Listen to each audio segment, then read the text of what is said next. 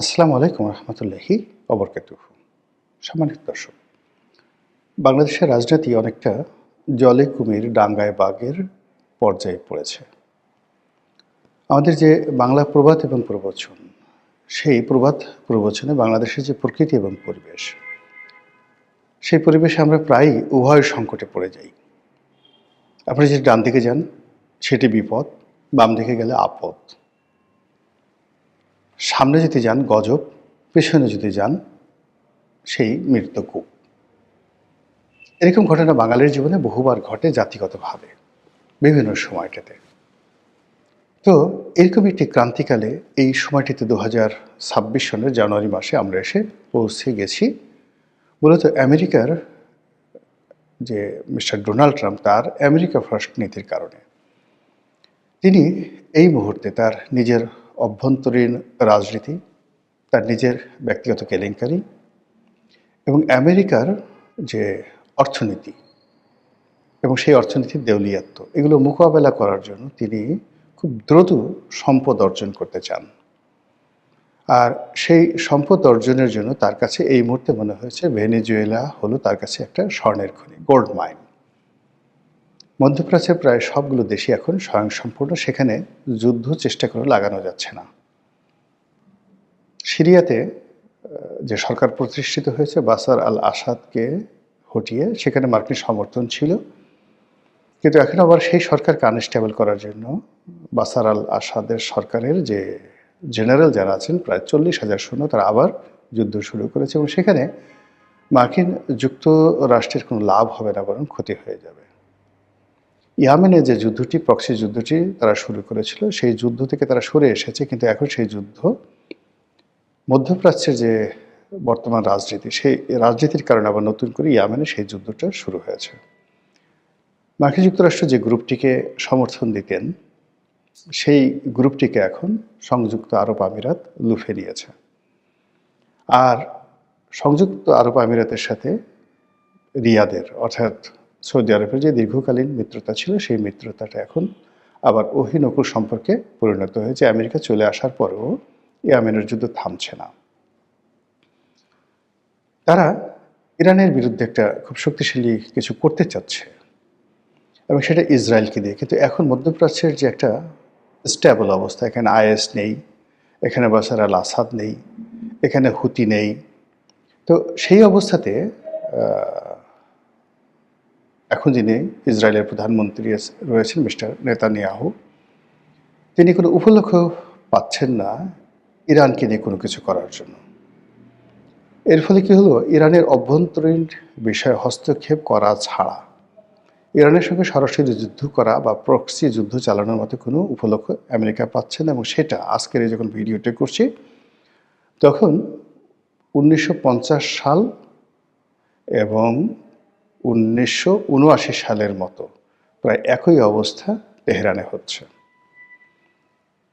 দ্বিতীয় বিশ্বযুদ্ধের আগে এবং প্রথম মহাযুদ্ধের পরে জার্মানির যে অবস্থা হয়েছিল এবং যেভাবে হিটলারের উত্থান হয়েছিল এবং যেখানে জার্মান মুদ্রার পতন হয়েছিল, ঠিক একইভাবে ইরানের যে রুপি বা ইরানের যে মুদ্রা, সেই মুদ্রার দরপতন ঘটেছে। মানুষ হাহাকার করছে এবং মানুষের রীতিমতো জীবন জীবিকায় টান পড়েছে। ফলে তারা ইসলামিক রেভলিউশনের বাইরে গিয়ে নতুন একটি বিধি ব্যবস্থার জন্য রাস্তায় নেমেছে, যদিও তারা সবাই আমেরিকা বিরোধী। এবং তারা যারা এখন বিদ্রোহ করছে, তারা অস্ত্র হাতে, যেটা ইরানিয়ান যে বিপ্লবী বাহিনী, তাদের বিরুদ্ধে যুদ্ধ করছে। সবাই বলার চেষ্টা করছে আমেরিকার মদত আছে, অবশ্যই আমেরিকার মদত আছে, কিন্তু বাস্তব সমস্যা সেখানে আছে। এই অবস্থাতে মধ্যপ্রাচ্য কেন্দ্রিক আমেরিকার যে বিনিয়োগ ছিল, সেটা তাকে তার অস্তিত্বের সাথে সরিয়ে আনতে হবে এবং এখান থেকে তার যে রেভিনিউ জেনারেট হতো, সেই রেভিনিউটা কার্যত এখন বন্ধ হয়ে আছে। ফলে তাকে যদি বাঁচতে হয়, অবশ্যই ভেনেজুয়েলার 21 ট্রিলিয়ন ডলারের সমমূল্যের তেল লাগবে। এরকম মানে আপনি যখন কোনো একটা রাক্ষস তৈরি করবেন, হাতি পুষবেন, তাকে তো খাবার দিতে হবে। এখন আমেরিকার যে সোসাইটি, দ্য প্লিস্টিক সোসাইটি, এবং তারা যে রাষ্ট্রের ব্যয় যে পর্যায়ে নিয়ে গেছে, সেখানে তাদের প্রচুর অর্থ লাগবে। যুদ্ধ হোক, সারা পৃথিবীকে মেরে কেটে তছনছ করে হোক, তাদের সেই জিনিসটি লাগবে, এবং সেই যুদ্ধ তারা শুরু করে দিয়েছে এখন ভেনেজুয়েলাতে।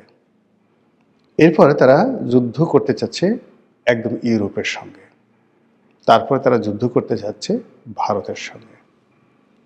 এখন আমাদের জন্য যে সমস্যাটা হলো, আমেরিকার বন্ধু হতে হবে অথবা ভারতের বন্ধু হতে হবে। যদি আমেরিকার বন্ধু হই, তাহলে ভারতের শত্রু হতে হবে এই মুহূর্তে। এটি বিপদ যদি ডানে যান। আর অন্যদিকে যদি ভারতের বন্ধু হন, তাহলে আমেরিকার শত্রু হতে হবে। এবং এখানে গত 17 মাসে আমেরিকা যেভাবে আইএসআইয়ের মাধ্যমে, পাকিস্তানের মাধ্যমে তাদের বিভিন্ন স্তরে যে একটা অটো ম্যানেজমেন্ট তারা গড়ে তুলেছে, যেটি স্বাধীনতার পরে আমেরিকা এটা পারেনি, ভারতও পারেনি। তারা কিন্তু গত 17 মাসে এটা করে ফেলেছে। এখন আমেরিকা এবং পাকিস্তান ইচ্ছে করলেই বাংলাদেশে তাদের যে কোনো একটি গোয়েন্দা নেটওয়ার্ক দিয়ে ভেনেজুয়েলার মতো একটা কাণ্ড এখানে ঘটাতে পারে। অন্যদিকে দিল্লি কিন্তু বসেছিল না।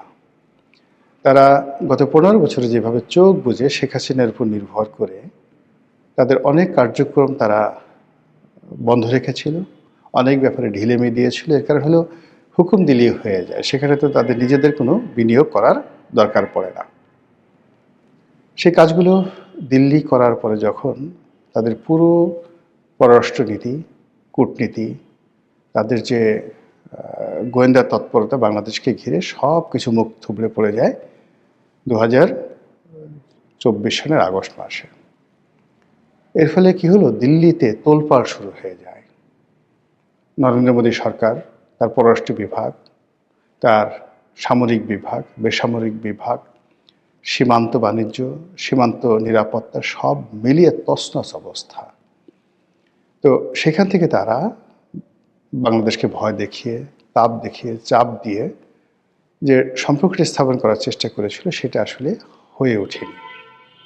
আবার ডক্টর মোহাম্মদ ইউনূস সরকার প্রথম দিকে ভারত বিরোধিতা করেছে, পরবর্তীতে যখন ভারতের বন্ধু হতে চেয়েছে তখন আবার ভারত ঘাড় বাঁকা করেছে। আর এখন এমন একটা অবস্থা হয়ে গেছে অ্যাট দিস মোমেন্ট 2026 সালের জানুয়ারি মাসে আমেরিকা এবং ভারত তাদের সর্বোচ্চ আকর্ষণ দিয়ে, এটাকে আপনি গ্র্যাভিটি বলতে পারেন বা মহাকর্ষণ শক্তি বলতে পারেন, এটা দিয়ে এখন বাংলাদেশকে টানবে তাদের পক্ষে। এবং সেই পক্ষে টানার জন্য যত রকম অনার সৃষ্টি তাদের করা দরকার, যেটি উভয় দেশই এই ব্যাপারে কিন্তু যথেষ্ট পটু। ভারত তাদের প্রতিবেশীর উপরে নানা সময় প্রভাব বিস্তার করতে গিয়ে সে সকল দেশে যুদ্ধ লাগিয়ে দিয়েছে। যেমন ধরুন নেপালে, শ্রীলঙ্কাতে।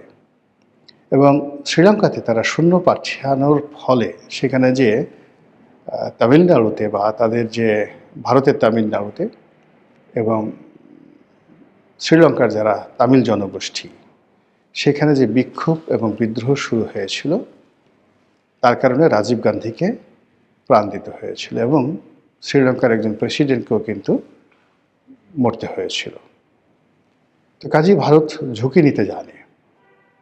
তারা যেভাবে কাশ্মীর সমস্যার সমাধান করেছে বা চেষ্টা করে চলেছে, যেভাবে কাশ্মীরে দমন পীড়ন তারা চালাচ্ছে, এটি চীন, আমরা চীনের উইঘরে যে মুসলিম সম্প্রদায় রয়েছে তাদের উপর চীনের কর্তৃত্ববাদী সরকারের বা একনায়ক সরকারের যে দমন পীড়ন, এটি নিয়ে সারা দুনিয়াতে বিভিন্ন তর্ক বিতর্ক হয়।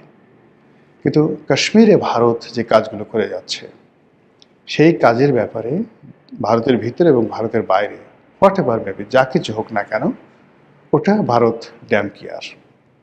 ভারত এই যে কিছুদিন আগে সেখানে যে সামরিক অভিযান চালিয়েছিল, যেখানে প্রায় 8 লাখ সৈন্য, কল্পনা করতে পারেন 8 লাখ ভারতীয় সৈন্য সেখানে কাশ্মীরে তারা মোতায়েন করেছিল। তো এরকম তারা যখন সিকিম দখল করেছিল, হায়দ্রাবাদের নিজামকে তারা ক্ষমতাচ্যুত করেছিল, তারা যে সময়টাতে পাকিস্তানের সাথে যুদ্ধ করেছিল, একটি বারের জন্য কিন্তু তারা নীতি নৈতিকতা বা সারা দুনিয়া কি বলল তারা চিন্তা করেনি। এমনকি 1971 সনে যখন বাংলাদেশে তারা অপারেশন চালালো, পাকিস্তানের সঙ্গে যুদ্ধ বাঁধিয়ে দিল, এবং যেভাবে বাংলাদেশের মুক্তিযুদ্ধে তারা প্রথমে লজিস্টিক সাপোর্ট দিল, তারপরে সমর্থন দিল, এরপরে স্বীকৃতি দিল, এরপর নিজেরা সরাসরি যুদ্ধে জড়িয়ে পড়ল। আপনি এরকম দ্বিতীয় কোনো রাষ্ট্র গত 70 বছরে পৃথিবীতে ফর্ম হয়েছে যারা যুদ্ধ করতে গিয়ে একটা মিনিট চিন্তা করে না, এরকম একটি রাষ্ট্র ভারত। তো আমেরিকা সে তুলনায় রাশিয়া কিন্তু বা মিস্টার পুতিন অনেকটা লিবারেল, অনেকটা লিবারেল। তো আমরা এখন সেই যে আমেরিকা এবং ভারত এই দুটো রাষ্ট্রের যে জাতাকল, সেই জাতাকলের মধ্যে পড়ে রীতিমতো যারা বুঝতে পারছেন তারা কাতরাচ্ছেন, আর যারা বুঝতে পারছেন না তারা বেকুবের মতো হা করে তাকিয়ে আছেন। আর এই সময়টিতে একটা দেশের অর্থনীতি যেরকম থাকা দরকার, রাজনীতি যেরকম থাকা দরকার, এরকম একটা পরিস্থিতিতে ন্যূনতম একটা স্ট্যান্ডার্ড থাকলে এগুলো মোকাবেলা করা যায়। যেমন ধরুন, একজন প্রেসিডেন্টকে ধরে নিয়ে যাওয়া হয়েছে, কিন্তু ভেনেজুয়েলার প্রশাসন ভেঙে পড়েনি। সেখানে ভাইস প্রেসিডেন্ট ক্ষমতা নিয়েছেন, মন্ত্রিপরিষদ বহাল আছে, এবং জনগণ রাস্তায় নেমে আসছে, এবং একই সঙ্গে সেনাবাহিনী তারা যুদ্ধ করার জন্য প্রস্তুতি নিচ্ছে, প্রায় 3.5 লাখ সেনাবাহিনী। তো কাজেই সেই যে ভেনেজুয়েলার যে অবস্থা হয়েছে, এ যদি 100 ভাগের 1 ভাগ বাংলাদেশে ঘটে, বাংলাদেশের ডক্টর মোহাম্মদ ইউনূস, শেখ হাসিনা, তারেক জিয়া বা এদের কাউকে ধরে নেওয়ার দরকার নেই আমেরিকার। এখান থেকে যদি যে কোনো একটা সাধারণ মানুষকে শুধু প্রকাশ্যে ধরে নিয়ে যায়, এতে বাঙালির যে কম্পন শুরু হয়ে যাবে, বাঙালির যে ভয়, মানে যারা সীমান্ত পাড়ি দিতে পারবে তারা তো সীমান্ত পাড়ি দিবে, আর যারা পাড়ি দিতে পারবে না তারা বলবে বেঁচে থাকার চেয়ে বঙ্গোপসাগরে ডুবে মরা অনেক অনেক নিরাপদ, এবং তারা সেই কাজটি তারা করবে। বাঙালি যখন খুব রাগ হয় প্রবল বেগে তারা ছুটতে থাকে, আর যখন তারা ভয় পায় প্রবল বেগে তখন তারা পিছু হটতে থাকে। 1971 সনে 7.5 কোটি বাঙালি। তো চিন্তা করুন যে 7.5 কোটি বাঙালি 25শে মার্চ তারিখে পাকিস্তান অপারেশন সার্চলাইট চালালো, অর্থাৎ রাজারবাগে হত্যাকাণ্ড চালালো, আর উইদিন 1 সপ্তাহ থেকে 15 দিনের মধ্যে 1 কোটি লোক বাংলাদেশ ছেড়ে তারা পালিয়ে গেল। এর মধ্যে ওই সময় যে ভিডিও চিত্রগুলো আপনি যদি দেখেন, একেবারে নিতান্ত দরিদ্র, কিচ্ছু নেই, শুধু প্রাণটা ছাড়া। আর বয়স এমন যে যাকে মানে হাঁটতে পারে না, লাঠি ভর, এরকম মানে বয়স্ক মানুষরা তো কেউ মারে না, কোনো ডাকাতও মারে না, সেই মানুষগুলো দলে দলে ভারতে পালিয়ে গেল। এবং বলা হয়ে থাকে যে ভারতে এই বৃদ্ধ মানুষ, অসুস্থ মানুষ যারা বিভিন্ন ভারতীয় ক্যাম্পে গেছে, ওখানেও লক্ষ লক্ষ মানুষ মারা গেছে একেবারে স্বাভাবিক রোগ শোক এবং স্বাভাবিক মৃত্যুতে। তো যেটা বলছিলাম যে আমাদের দেশে প্রতিরোধ করার ক্ষমতা, রেজিস্ট করার ক্ষমতা, এটি 2-3 দিনের বেশি থাকে না, এরপরে মানুষ উল্টো দৌড় দেয়। তো সেই ক্ষেত্রে ভারত অথবা আমেরিকা তারা যদি মানে আমাদের জন্য নয়, তারা হলো তাদের নিজেদের স্বার্থ দ্বন্দ্ব সংঘাতের কারণে পরস্পরের বিরুদ্ধে তারা ঝাঁপিয়ে পড়বে, এবং সেই কাজটি যদি তারা করে এবং তার রেশ যদি বাংলাদেশে পড়ে, আর আমাদের 7 সিস্টার্স, ভারতের যে 7 সিস্টার্স আমাদের চারিদিকে যারা আছে তারা, এবং এখানে রোহিঙ্গাদের আবাসভূমি আরাকান অঞ্চল, সেই আরাকান অঞ্চল এরা যদি রিয়্যাক্ট করে, একই সঙ্গে আওয়ামী লীগের যে সমস্ত লোকজন তারা ওত পেতে আছে যে যে কোনো একটা সুযোগ পেলে তারা একটা লঙ্কাকাণ্ড ঘটিয়ে ফেলবে, এবং তারা যদি গর্ত থেকে বের হয়ে আসে, সীমান্ত পাড়ি দেয়, কেউ কোনো কিছু সংগঠিত করার চেষ্টা করে, সেটা অপকর্ম বলেন, সন্ত্রাস বলেন, চুরি বলেন, রাহাজানি বলেন, হোয়াট এভার মেবি, পুরো পরিস্থিতি কারোরই নিয়ন্ত্রণে থাকবে না।